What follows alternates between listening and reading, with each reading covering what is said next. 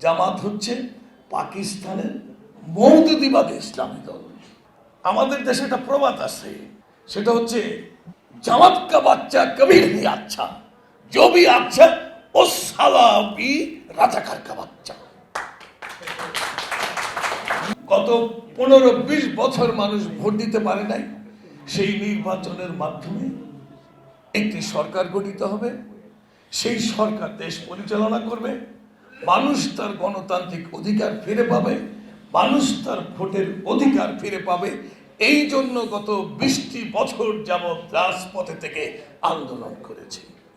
আমি আজকে বেশি দূরে যাব না, আমি শুধু একটি কথা বলতে চাই। আমার এক ছোট ভাই বক্তৃতা দিয়েছেন, আমি শুনছিলাম।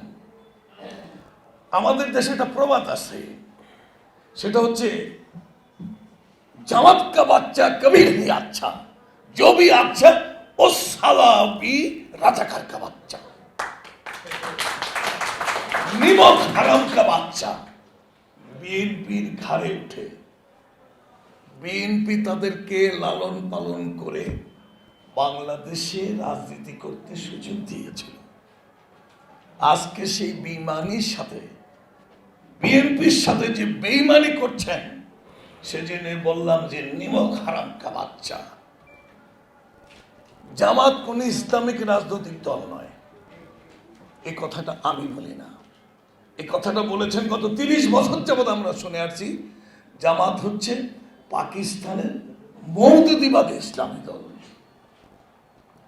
যাকে আমাদের দেশে যারা ইসলামিক রাজনৈতিক সংগঠন আছে, তাকে এই জামাতকে তারা কখনোই ইসলামিক দল হিসেবে স্বীকৃতি দেয়নি। তারা বলতেন এটা মৌদুদিবাদী ইসলাম। আর আজকে সেই জামাতের ঘাড়ে চলেছেন কিছু তথাকথিত ইসলামিক দল। লোক, এই ইসলামিক দল হচ্ছে লোক।